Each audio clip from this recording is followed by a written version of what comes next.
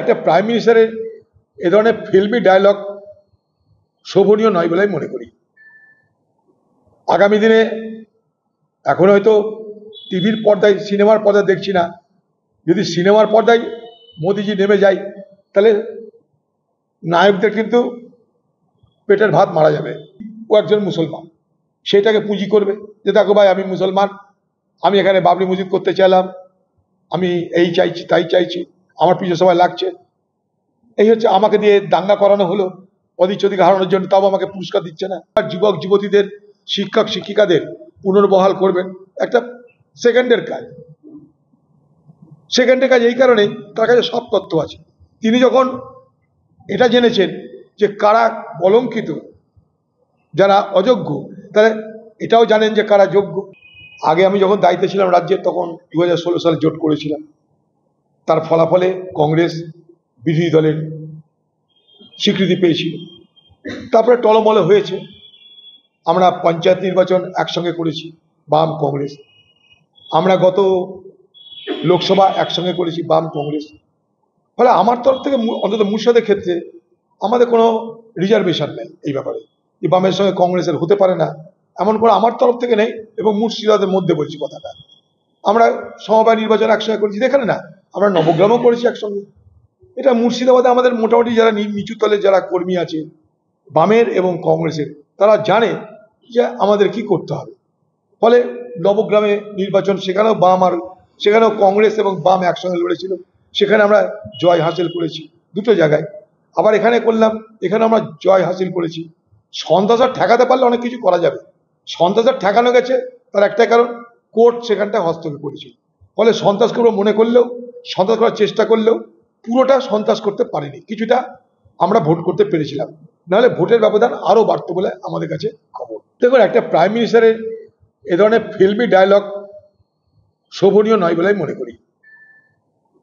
আগামী দিনে এখন হয়তো টিভির পর্দায় সিনেমার পর্দায় দেখছি না, যদি সিনেমার পর্দায় মোদিজি নেমে যায় তাহলে নায়কদের কিন্তু পেটের ভাত মারা যাবে, এটুকু বলতে পারি। আমরা প্রমাণ করতে চাই যে কোনো ব্যক্তি নয়, ভারতবর্ষের যে সামরিক বাহিনী, তাদেরকে কৃতিত্ব কি দেওয়া হচ্ছে বলুন তো? খালি ঢোল বাজানো হচ্ছে এই অপারেশন সিঁদুর। এই ঢোলটা বাজছে কেন? সামনে নির্বাচন আছে তাই, সামনে নির্বাচন তাই অপারেশন সিঁদুরের ঢোল এখন বেজেই যাবে। যারা অপারেশন সিঁদুরটা ঘটাল তারা কই? প্রথম তারা সেই মিছিলে কই? তারা সেই রোড শোয়ে তারা কই? ভারতবর্ষের জেনারেল থাকার কথা। যারা বিমান চালিয়ে তাদের ঘাঁটিগুলোকে ধ্বংস করেছে তারা থাকার উচিত, তবে তো বুঝবো যে কারা করলো।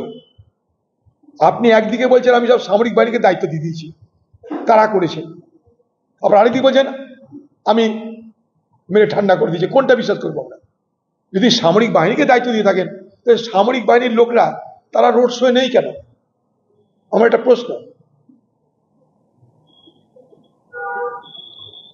রাহুল গান্ধী কথা উত্তর দিতে পারছেন না, হামলা করার আগে খবর দিয়ে দেওয়া হয়েছিল, তার কোনো উত্তর দিতে পারছে না যথার্থ।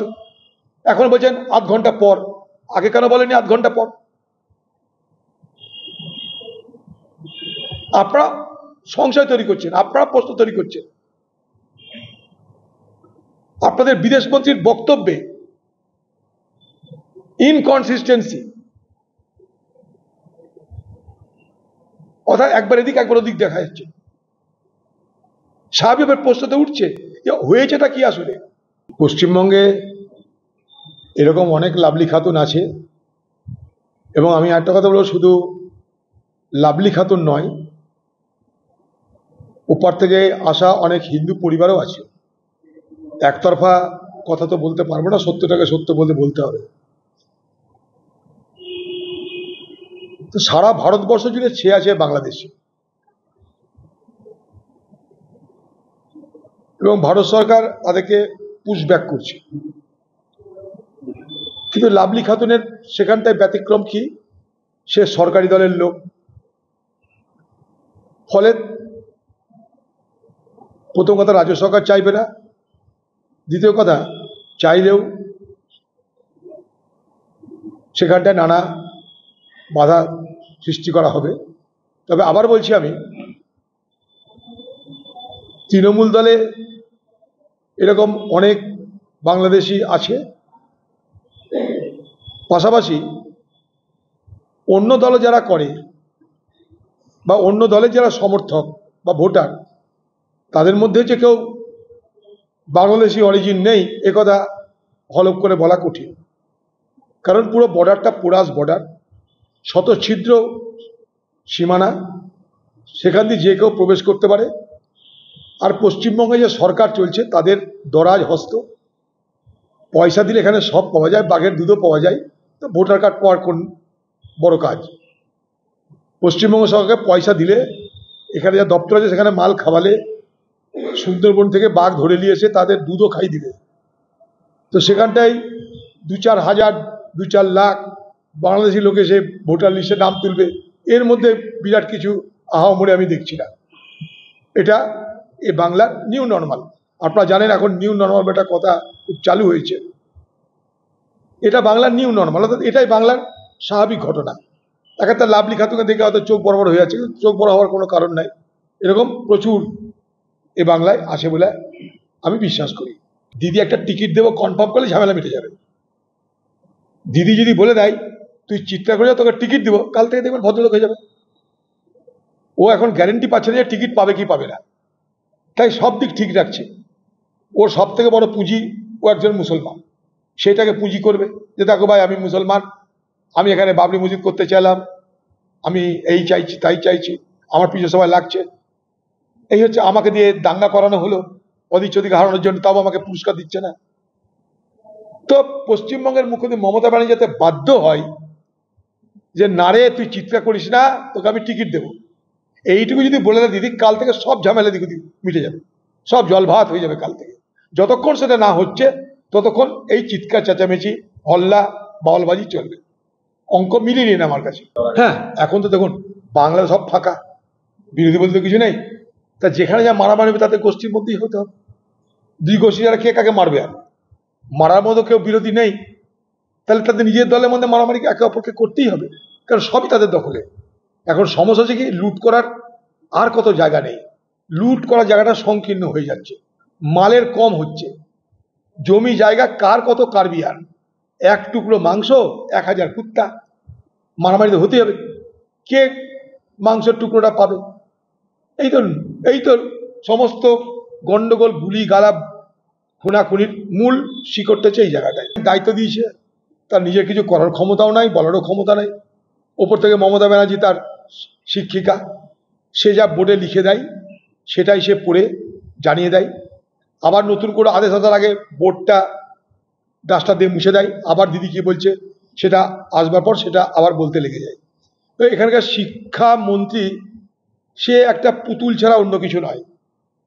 যা কিছু হচ্ছে এই বাংলায় সমস্ত কিছুর মাথা মধ্যমণি যাই বলুন, সেটা হচ্ছে মমতা ব্যানার্জি। এবং তিনি চাইছেন না এই দুর্নীতিটা প্রকাশ পাক।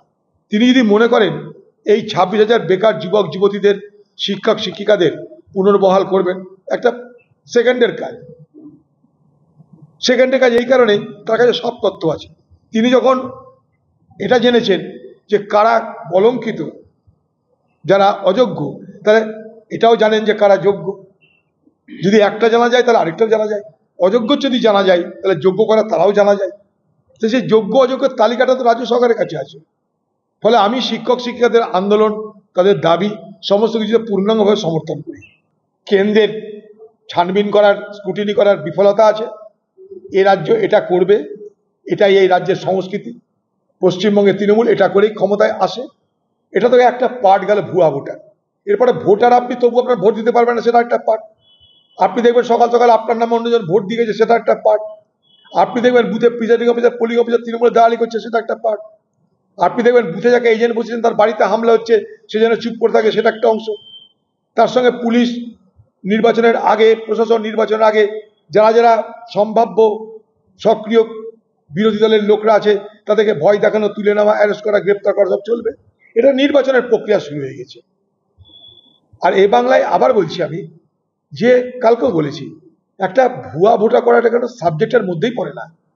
এখানে পয়সা ফেঁকো, তামাশা দেখো, সব কিছু পাওয়া যাবে যদি তুমি পয়সা দিতে পারো। সুন্দরবনের বাঘের দুধ পাওয়া যাবে যদি তুমি পয়সা দিতে পারো পশুমন্ত্রীকে, অর্থাৎ সরকারকে পয়সা খাওয়াও, সব পাওয়া যাবে।